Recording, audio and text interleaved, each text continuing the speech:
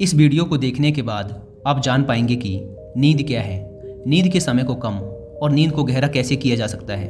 और वीडियो के अंत में आपको एक अच्छी और गहरी नींद के लिए कुछ छोटे छोटे यौगिक उपाय भी बताए जाएंगे। तो आइए शुरू करते हैं एक कहानी के माध्यम से।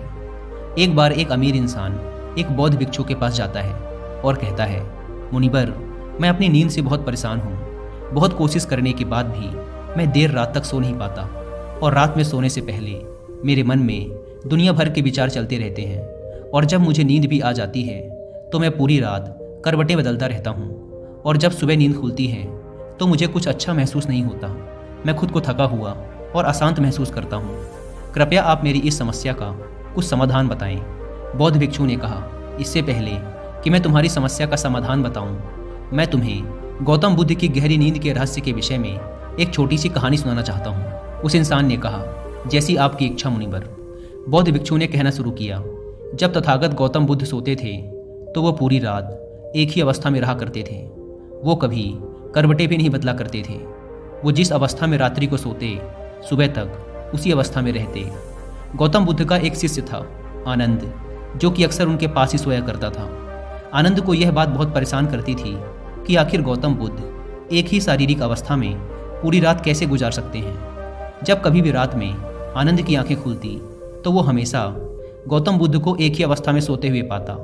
ये बात उसके मन में बहुत से प्रश्न पैदा करती थी। लेकिन एक दिन भिक्षु आनंद अपनी जिज्ञासा को रोक नहीं पाया और वह गौतम बुद्ध के पास चला गया। उसने मध्य रात्रि में ही गौतम बुद्ध को नींद से जगा दिया और कहा, तथागत, मुझे क्षमा करें। मैं जानता हूँ कि आपसे प्रश्न पूछने का ये सही समय नहीं है, क्योंकि आप पूरे दिन चलते रहते हैं और लोगों को धम्म का ज्ञान देते हैं, व उनकी समस्याओं का समाधान करते हैं। लेकिन मेरे अंदर की जिज्ञासा इतनी बढ़ चुकी है कि मैं सुबह तक का इंतजार नहीं कर सकता। इसलिए आप मेरे प्रश्न का उत्तर देकर मेरी जिज्ञासा को शांत करें। भिक्षु आनंद ने आगे कहा, मैं पिछले 20 वर्षों से आपके साथ हूँ और ये देखता आ रहा हूँ कि आप पूरी रात केवल एक ही अवस्था में गुजार देते हैं। आप जरा सा हिलते डुलते भी नहीं हैं। तो क्या आप सच में सोते हैं या फिर आप सोते ही नहीं हैं? गौतम बुद्ध आनंद की तरफ देखकर मुस्कुराए और कहा, मैंने अपने लिए सोने की सही अवस्था ढूंढ ली है। अब सोते समय मुझे हिलने की आवश्यकता नहीं है। मैं नींद की अवस्था में भी जागृत ही रहता हूँ, जबकि मेरा शरीर सो जाता है, लेकिन मैं जागृत रहता हूँ। प्रश्न ये नहीं है कि नींद की अवस्था में शरीर हिलता है कि नहीं, शरीर क्यों एक स्थिर अवस्था में रह नहीं पाता। असली कारण तो मन है। ये मन ही है जो कि शांत और स्थिर नहीं रह पाता, और यही कारण है कि नींद की अवस्था में भी हम अपने शरीर को हिलाते रहते हैं। लेकिन मैं इन सब चीज़ों से परे आ चुका हूँ। अब मेरे अंदर मन जैसा कुछ बचा ही नहीं। जब मैं सोने जाता हूँ तो मेरा शरीर बस एक मृत शरीर की भांति हो जाता है। मन जैसा कुछ बचता ही नहीं। आनंद, क्या तुमने कभी किसी मृत शरीर को अपनी अवस्था बदलते हुए देखा है? ये तो केवल हमारा मन ही है जो कि हमारी गहरी नींद की अवस्था में भी यह सब काम करवाता है। एक बार मन स्थिर हो जाए, मन शांत हो जाए, तब तुम्हारा शरीर गहरी निद्रा में चला जाएगा, लेकिन तुम भीतर से जागृत रहोगे। भीतर से तुम सब कुछ अनुभव कर पाओगे। सोने के बाद भी तुम्हारी जागरूकता एक छोटे से जलते हुए दीपक की तरह लगातार प्रज्वलित रहेगी।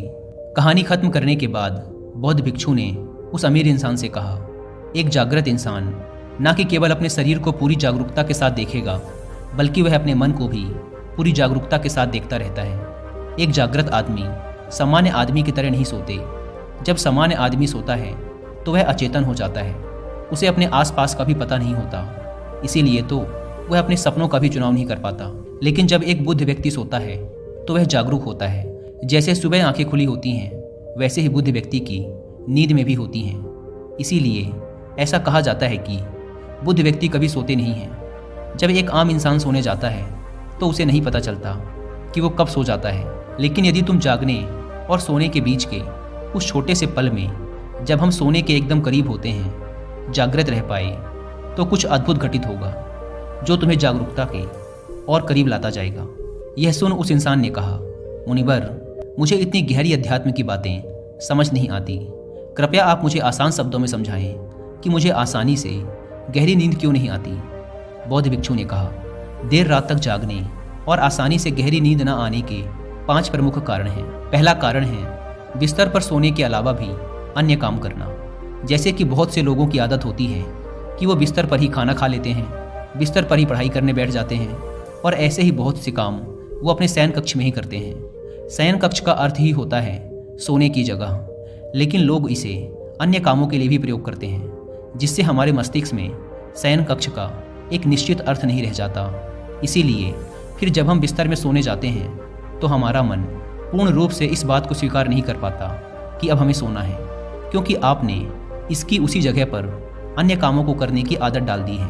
दोस्तों, अगर आज के समय के अनुसार बात करें तो हम फ़ोन भी बिस्तर पर लेट कर ही चलाते हैं, ऑफिस का काम भी बिस्तर पर ही करते हैं, चाहे मूवी देखना हो, खाना खाना हो, वीडियो गेम खेलना हो या गप्पे मारना हो। आजकल लोग अपना अधिकतर समय बिस्तर पर यूं ही लेटे लेटे गुजार देते हैं, जिसकी वजह से हमारे मन में बिस्तर अब सिर्फ एक सोने की जगह नहीं रही। और ये एक बड़ा कारण है कि जब हम बिस्तर में सोने जाते हैं तो हमें घंटों तक नींद नहीं आती। बौद्ध भिक्षु ने आगे कहा, बौद्ध आश्रमों में एक भिक्षु सुबह सोकर उठते ही अपने बिस्तर का त्याग कर देता है और फिर वो दोबारा रात में सोने के वक्त ही बिस्तर पर वापस जाता है, जिससे उसके मस्तिष्क को पता है कि बिस्तर में आने का अर्थ है गहरी निद्रा में जाना। गहरी और आरामदायक नींद न आने का दूसरा कारण है सोने के एक निश्चित समय का निर्धारित न होना। बौद्ध भिक्षु ने कहा, अगर तुम सुबह जल्दी और पूरी नींद लेकर उठना चाहते हो तो तुम्हें रात को जल्दी और एक निश्चित समय पर सोने की आदत डालनी होगी। बौद्ध आश्रमों में रहने वाले भिक्षु हमेशा ही एक निश्चित समय पर सोने से कुछ घंटे पहले हल्का और आसानी से पचने वाला भोजन ग्रहण करते हैं और रोज रात एक निश्चित समय पर सोने चले जाते हैं। तो इस तरीके से वो एक निश्चित दिनचर्या का पालन करते हैं। दोस्तों, अगर हम अपनी आज की लाइफ स्टाइल की बात करें तो अधिकतर लोगों का ना तो सोने का समय फिक्स है और ना ही उठने का, और ना ही वो इस बात का ध्यान रखते कि रात का खाना हल्का और ज़रूरत से थोड़ा कम होना चाहिए, बल्कि उनका तो मेन खाना ही रात को होता है। वीकेंड के दिन वो देर रात तक जागते हैं क्योंकि अगले दिन कोई काम नहीं है। अगर रात में मूवी देखनी शुरू कर दी तो चाहे कितनी ही रात हो जाए, मूवी पूरी करने के बाद ही सोने जाएंगे। समय और जीवन में कोई सामंजस्य और नियंत्रण ही नहीं है। और फिर यही वो लोग हैं जो अगले दिन अधूरी नींद के साथ उठते हैं और पूरे दिन अशांत और थका हुआ महसूस करते हैं। यौगिक संस्कृति में नींद को एक चमत्कारी दुनिया कहा जाता है। अगर आप नींद को समझ गए तो आप नींद में अपने अंदर बहुत कुछ बना भी सकते हैं, और अगर नहीं समझे तो बिगाड़ भी सकते हैं। भिक्षु ने आगे कहा, गहरी नींद ना आने और सुबह उठने पर अच्छा महसूस ना करने का तीसरा कारण है सोने से पहले नकारात्मक विचारों के बारे में सोचना। आप जैसे विचारों के बारे में सोचते हुए सोते हैं, सुबह आँख खुलते ही आपके मन में सर्वप्रथम वैसे ही विचार आते हैं। इसलिए जब आप नकारात्मक विचारों के साथ सोते हैं तो सुबह आप उन्हीं के साथ उठते भी हैं। बिस्तर में लेटे हुए जब हम बिल्कुल सोने ही वाले होते हैं तब हमारा अचेतन मन सबसे ज़्यादा सक्रिय होता है, और इस समय जैसे विचार हम अपने अंदर पैदा कर रहे होते हैं, हमारा अचेतन मन सीधे उन विचारों को ग्रहण कर लेता है और उन्हें वास्तविकता में लाने की कोशिश करता है। हमारा अचेतन मन अच्छे और बुरे विचारों में चुनाव नहीं कर सकता। इसे ये नहीं मालूम कि हमारे लिए क्या अच्छा है और क्या बुरा। ये तो बस प्राप्त सूचनाओं पर काम करना शुरू कर देता है। इसीलिए हमें सोते वक्त अपनी समस्याओं और नकारात्मक विचारों के बारे में सोचने की बजाय उन अच्छी चीज़ों और कामों के बारे में सोचना चाहिए जिन्हें हम अपनी ज़िंदगी में पाना चाहते हैं। हमेशा ही रात में सोने से पहले और सुबह उठने के बाद उन चीज़ों के बारे में विचार करें जो आपकी ज़िंदगी में एक सकारात्मक बदलाव ला सकती हैं। अच्छी और गहरी नींद ना आने का चौथा कारण है गलत तरीके से सोना। बौद्ध भिक्षु ने कहा, तुमने सुना होगा कि भारत में अक्सर कहा जाता है कि उत्तर दिशा की तरफ सिर करके मत सोना। ऐसा इसलिए होता है क्योंकि जब हम उत्तर की तरफ सिर करके सोते हैं तो पृथ्वी के चुंबकीय खिंचाव की वजह से हमारे शरीर का बहुत सा रक्त मस्तिष्क की तरफ जाने का प्रयास करता है, और मस्तिष्क में पाई जाने वाली नसों का बहुत पतला होने के कारण उनके फटने का खतरा बढ़ जाता है। और अगर कोई इंसान काफ़ी बुजुर्ग और कमज़ोर है तो उसकी मृत्यु भी हो सकती है। लेकिन आमतौर पर उत्तर की तरफ सिर करके सोने वाले लोग जब सुबह उठते हैं तो वो अपने सिर में एक तनाव सा महसूस करते हैं और उन्होंने पूरी रात बेचैनी व करवट बदल बदल कर बिताई होती है। दूसरी गलती जो लोग अपने सोने की अवस्था में करते हैं वो है कि वो बस किसी भी तरीके से सो जाते हैं। वो इस बात का ख्याल नहीं रखते कि उनकी रीढ़ की हड्डी सीधी है कि नहीं। लोग अक्सर पेट के बल या कैसे भी सो जाते हैं, जबकि हमें कोशिश करनी चाहिए कि या तो हम सीधे सोएं या फिर अपने बाएं तरफ की करवट लेकर सोएं। इससे शरीर के अंगों पर अतिरिक्त खिंचाव नहीं पड़ता। सोते वक्त ज़्यादा मोटे गद्दे का प्रयोग ना करें क्योंकि इससे आपकी रीढ़ की हड्डी मुड़ती है और गहरी नींद में रुकावट आती है। साथ ही ज़्यादा मोटे तकिए का भी प्रयोग ना करें, क्योंकि इससे आपकी गर्दन ज़्यादा मुड़ती है और आपका शरीर तनाव महसूस करता है और ये आपकी गहरी नींद में एक रुकावट का कारण बनता है। देर रात तक नींद न आने और रात भर नींद में बेचैन रहने का 5वां कारण है बहुत अधिक मात्रा में और देर से पचने वाले भोज्य पदार्थों का सेवन करना। अगर आप रात में भारी और अत्यधिक तेल युक्त पदार्थों का सेवन करते हैं तो इससे हमारी नींद में भी व्यवधान पड़ता है, क्योंकि इन पदार्थों को पचने में काफ़ी ज़्यादा समय और ऊर्जा लगती है। इसलिए अगर आप ऐसे पदार्थों का सेवन करते हैं तो कोशिश करिए कि उन्हें सोने से लगभग 3 से 4 घंटे पहले ही खा लें।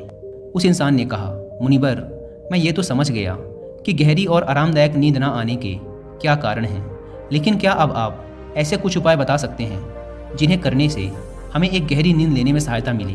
बौद्ध भिक्षु ने कहा, मैं तुम्हें कुछ ऐसी क्रियाएं बता रहा हूँ जिन्हें तुम सोने से पहले या उठने के बाद कर सकते हो, जिससे तुम्हारी नींद तो गहरी होगी ही, साथ ही तुम्हारे जीवन में एक सकारात्मक बदलाव भी आएगा।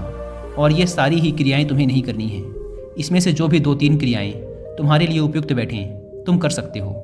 सबसे पहले कोशिश करो कि सोने से पहले हल्के गुनगुने पानी से स्नान कर लो।